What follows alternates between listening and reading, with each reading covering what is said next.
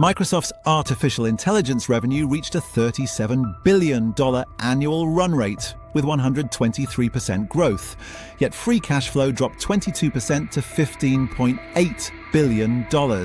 Is this the peak of corporate efficiency or the start of an unsustainable spending race for your portfolio? As an investor, you are currently witnessing a fundamental shift in how the largest company on Earth allocates its capital. This is not just another earnings report, it is a masterclass in what I call the golden paradox. Total revenue reached $82.9 billion for the third quarter of 2026, which represents an 18% increase year over year. In constant currency terms, that growth was 15%, meaning currency fluctuations actually provided a 3% tailwind for the headline figures. While these top-line numbers look impressive on a headline, the deeper fundamental analysis suggests the trade implication is not about the growth itself, but the massive price Microsoft is paying to secure it. Capital expenditures, or the money spent on physical infrastructure like servers and data centers, surged by 85% to $30.9 billion in a single 3-month period. Compare that to the $16.7 billion spent in the same quarter last year, and you start to see the scale of this commitment. For your portfolio, this means the entry fee for the artificial intelligence era is escalating 5 times faster than revenue.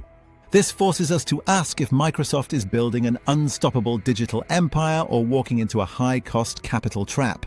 Once you grasp this, you will start to look at every technology report in a completely new light. Historically, when capital spending outpaces sales growth by this margin, it signals a period of significant margin pressure. The divergence between accounting profits and actual cash is where your risk management begins. Net income based on generally accepted accounting principles grew by 23% to $31.8 billion.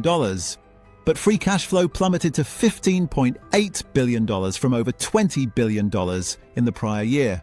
Free cash flow is the cold, hard cash a company has left after paying for its operations and capital investments, and it hit that $15.8 billion mark this quarter.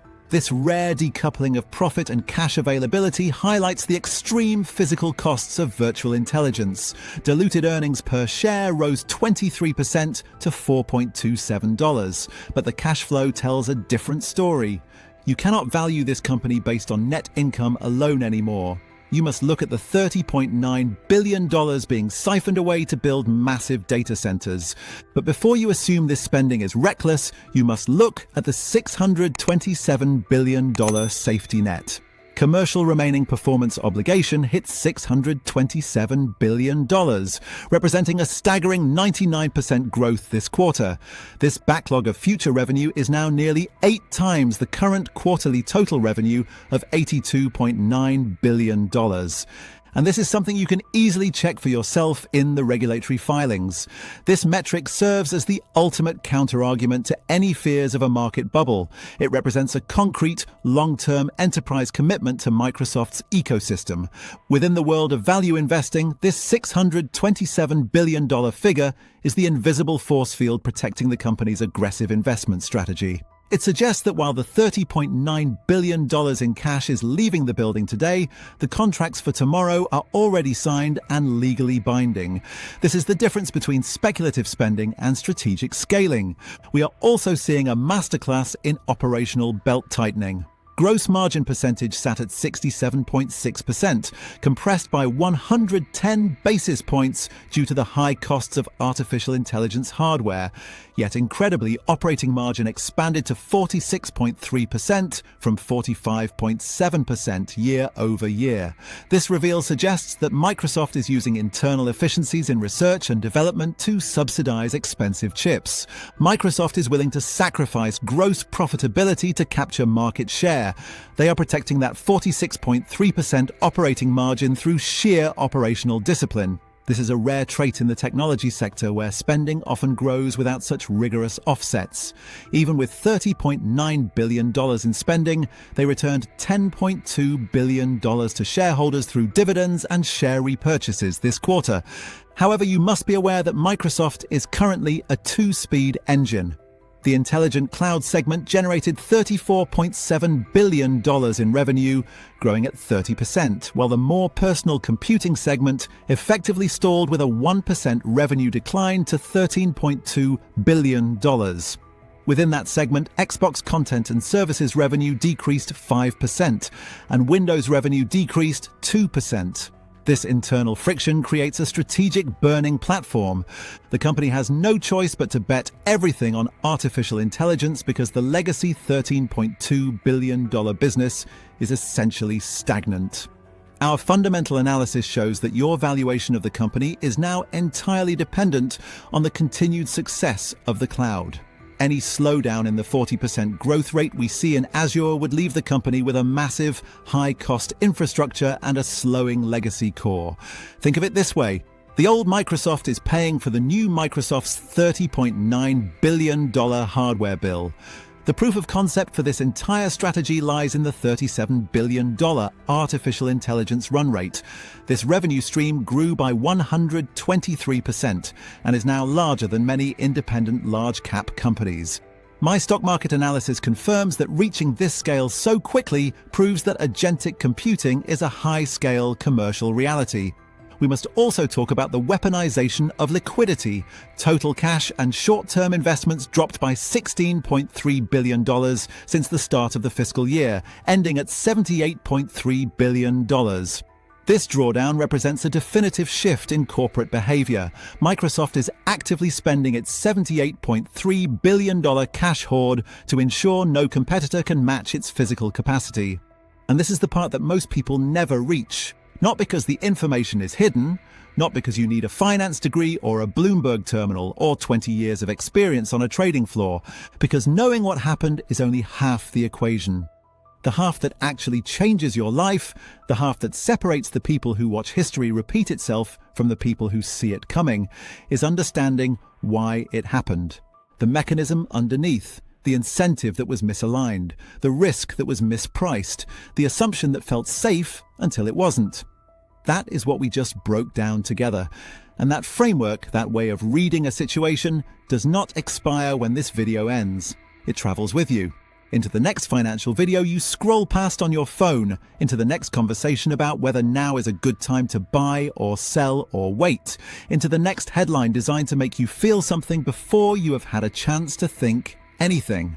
Into the next decision, big or small, where someone is counting on you not knowing what you now know. Here is the truth that every story we cover on this channel keeps pointing back to. Money does not move randomly. Markets do not collapse randomly. Companies do not fail randomly. People do not end up broke randomly.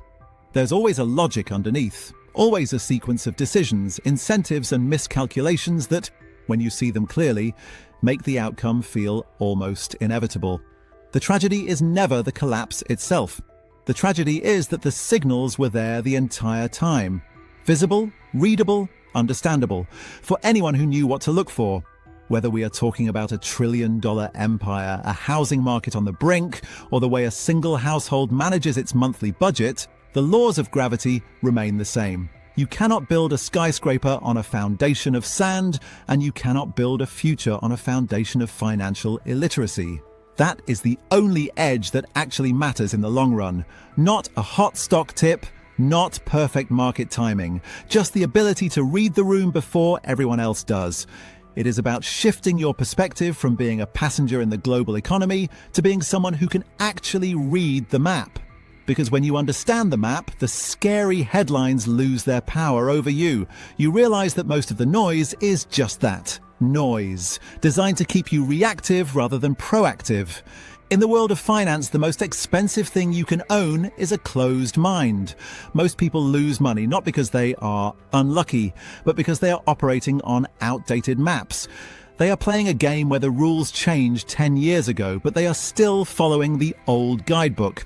By looking at the specific case study we discussed today, you've essentially just updated your software. You've seen how the gears turn behind the curtain. And once you see the machinery, you can never go back to just believing in the magic trick. The path to real wealth isn't paved with complex algorithms. It's paved with the patience to learn and the courage to act on logic when everyone else is acting on emotion. It's about recognizing that every financial disaster and every massive success is just a human story told through numbers.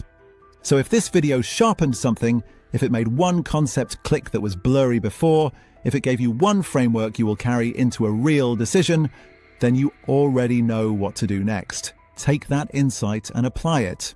Don't let it sit as entertainment. Use it as a lens. The next time you see a company skyrocketing or a market dipping, ask yourself, what is the underlying incentive? Who wins if this continues? Who is carrying the risk that no one is talking about? True financial wisdom isn't about knowing everything. It's about knowing how to think about everything. It's about building a mental fortress that protects your capital and your peace of mind.